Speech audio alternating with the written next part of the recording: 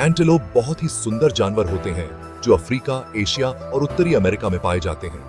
ये अपनी खूबसूरती और तेज गति के लिए जाने जाते हैं। एंटेलोप लाखों सालों से धरती पर है। ये हमारे इकोसिस्टम के लिए बहुत महत्वपूर्ण है। ये शेर और तेंदुए जैसे जानवरों का भोजन है। एंटेलोप घास खाकर ग्रासलैंड्स को हेल्थी रखने में भी मदद करते हैं। एंटेलोप की बहुत सारी प्रजातियां होती हैं। कुछ एंटेलोप बहुत बड़े होते हैं, जबकि कुछ बहुत छोटे। कुछ एंटेलोप हजारों के झुंड में रहते हैं, जबकि कुछ छोटे समूहों में या अकेले भी रहते हैं।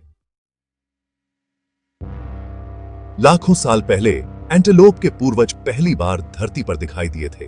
वो छोटे हिरण जैसे जीव थे।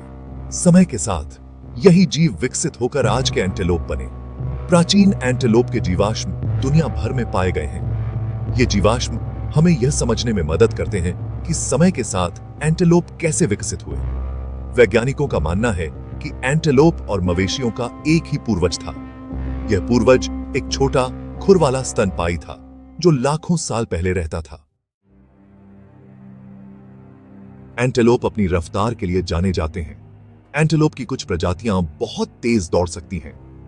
उत्तरी अमेरिका में पाया जाने वाला प्रोनघोर्न एंटेलोप 60 मील प्रति घंटे की रफ्तार से दौड़ सकता है। एंटेलोप की रफ्तार उसे शिकारियों से बचने में मदद करती है। जब एक एंटेलोप को खतरा महसूस होता है तो वह जल्दी से भाग जाता है। इससे अक्सर एंटेलोप सुरक्षित जगह पर पहुंच जाता है। एंटेलोप की अलग अलग प्रजातियों की अलग अलग गति होती है। एक एंटेलोप का आकार और वजन इस पर असर डालते हैं कि वह कितनी तेजी से दौड़ सकता है। एंटेलोप का जीवन काल प्रजातियों के आधार पर भिन्न होता है। कुछ प्रजातियां छोटी होती हैं और उनका जीवन काल भी कम होता है, जबकि कुछ बड़ी प्रजातियां अधिक समय तक जीवित रह सकती हैं। एंटेलोप की कुछ प्रजातियां लगभग 10 साल तक जीवित रहती हैं, जैसे कि छोटे और मध्यम आकार के एंटेलोप।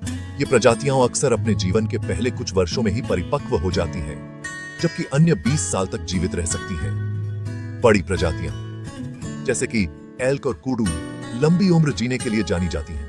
ये प्रजातियां अपने जीवन के दौरान कई बार प्रजनन कर सकती हैं।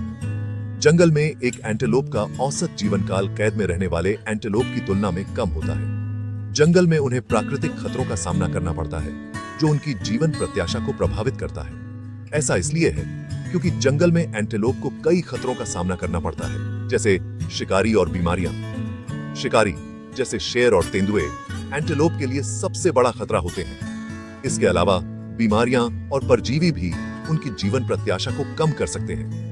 राष्ट्रीय उद्यानों जैसे संरक्षित क्षेत्रों में रहने वाले एंटेलोप असुरक्षित क्षेत्रों में रहने वाले एंटेलोप की तुलना में अधिक समय तक जीवित रहते हैं। संरक्षित क्षेत्रों में उन्हें शिकारियों से सुरक्षा मिलती है और उनके लिए पर्याप्त भोजन और पानी की व्यवस्था होती है। ऐसा इसलिए है क्योंकि उनके शिकारियों या मनुष्यों द्वारा मारे जाने की संभावना कम होती है। संरक्षित क्षेत्रों में एंटेलोप की देखभाल भी बेहतर होती है, जिससे उनकी जीवन प्रत्याशा बढ़ जाती है। इन क्षेत्रों में एंटेलोप को चिकित्सा सहायता भी मिल सकती है, जो उन्हें बीमारियों से बचाने में मदद करती है। एंटेलोप की कई अलग अलग प्रजातियां हैं और वे सभी अपने अपने तरीके से सुंदर हैं। एंटेलोप की कुछ सबसे खूबसूरत प्रजातियों में कुडू, सेबल एंटेलोप और जेम्स बोक शामिल हैं। कुडू एक बड़ा एंटेलोप होता है जिसके लंबे सर्पिल सींग होते हैं। सेबल एंटेलोप एक और बड़ा एंटेलोप है जिसके प्रभावशाली घुमावदार सींग होते हैं। जेम्स बोक एक बड़ा एंटेलोप है जिसमें काले और सफेद रंग के निशान होते हैं। ये एंटेलोप की कई खूबसूरत प्रजातियों के कुछ उदाहरण हैं। एंटेलोप की प्रत्येक प्रजाति अद्वितीय है और उसकी अपनी विशेष सुंदरता है। एंटेलोप स्तनधारी होते हैं, जिसका अर्थ है कि वे जीवित बच्चों को जन्म देते हैं। एक एंटेलोप के लिए गर्भधारण की अवधि प्रजातियों के आधार पर भिन्न होती है। हालांकि अधिकांश एंटेलोप में गर्भधारण की अवधि लगभग 6 से 9 महीने होती है। जब एक बच्चा एंटेलोप पैदा होता है तो उसे बछड़ा कहा जाता है। एक नवजात बछड़ा बहुत छोटा और असहाय होता है। यह ठीक से चल या दौड़ नहीं सकता। मां एंटेलोप अपने बछड़े के करीब रहेगी और उसे शिकारियों से बचाएगी। वह अपने बछड़े को दूध भी पिलाएगी और उसे खाना ढूंढना सिखाएगी।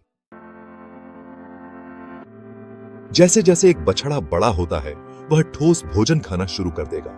यह घास और अन्य पौधों को चबाना सीखता है जो उसके विकास के लिए आवश्यक पोषक तत्व प्रदान करते हैं। इस समय बछड़ा अपनी मां के दूध पर कम निर्भर हो जाता है और स्वतंत्र रूप से भोजन करना शुरू कर देता है। यह अपने परिवेश का पता लगाना भी शुरू कर देगा और अन्य एंटेलोप के साथ बातचीत करना सीखेगा। यह सामाजिक कौशल विकसित करने का समय होता है, जो भविष्य में झुंड में शामिल होने के लिए महत्वपूर्ण है। बछड़ा खेलते हुए और दौड़ते हुए अपने साथियों के साथ समय बिताता है, जिससे उसकी शारीरिक क्षमता भी बढ़ती है।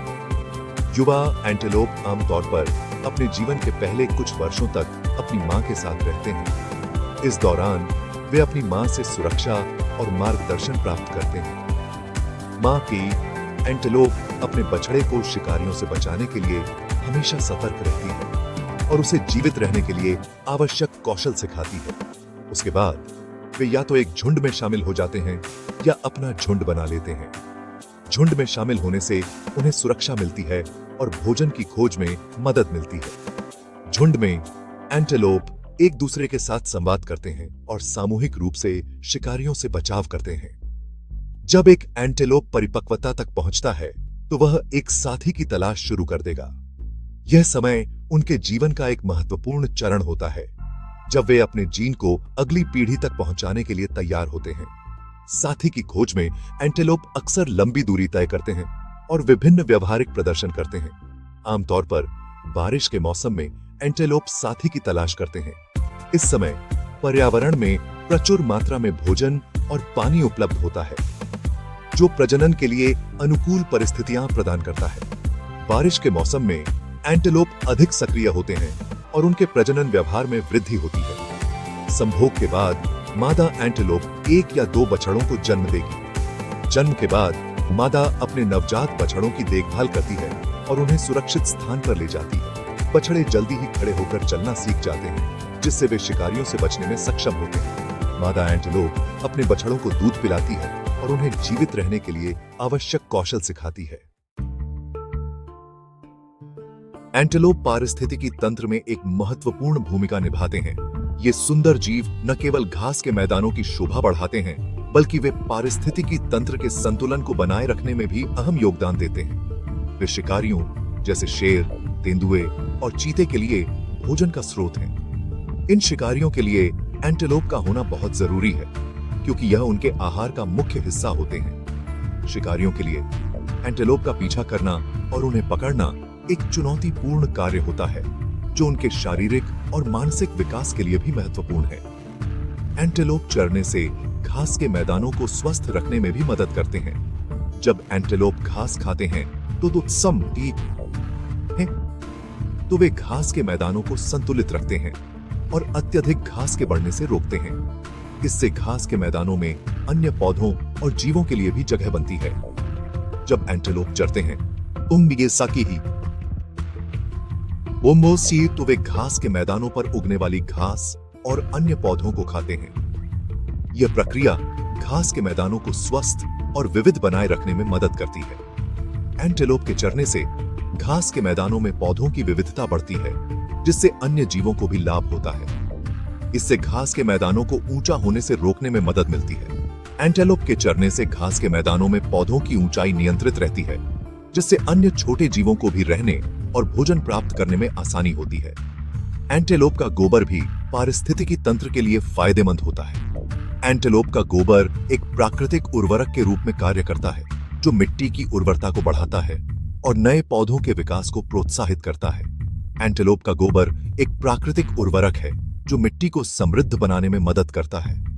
यह मिट्टी में पोषक तत्वों की मात्रा को बढ़ाता है, जिससे पौधों को आवश्यक पोषक तत्व मिलते हैं और वे तेजी से बढ़ते हैं। इससे नए पौधों के विकास को बढ़ावा मिलता है। एंटेलोप के गोबर से उर्वरित मिट्टी में नए पौधे तेजी से उगते हैं, जिससे घास के मैदानों में हरियाली बढ़ती है और पारिस्थितिकी तंत्र का संतुलन बना रहता है। इस प्रकार एंटेलोप पारिस्थितिकी तंत्र में एक महत्वपूर्ण भूमिका निभाते हैं और उनके बिना यह संतुलन बिगड़ सकता है। एंटेलोप अद्भुत जीव हैं, जो लाखों वर्षों से पृथ्वी पर घूम रहे हैं। वे अपनी गति, अनुग्रह और कठोर वातावरण में जीवित रहने की क्षमता के लिए जाने जाते हैं। एंटेलोप पारिस्थितिकी तंत्र का एक महत्वपूर्ण हिस्सा है। वे शिकारियों के लिए भोजन का स्रोत हैं और वे घास के मैदानों को स्वस्थ रखने में मदद करते हैं। हमें इन खूबसूरत जानवरों की सराहना करनी चाहिए और उनकी रक्षा करनी चाहिए। अगली बार जब आप किसी एंटेलोप को देखें तो उसकी सुंदरता और अनुग्रह की सराहना करने के लिए कुछ समय निकालें। ये अद्भुत जीव प्राकृतिक दुनिया के अजूबों की याद दिलाते हैं।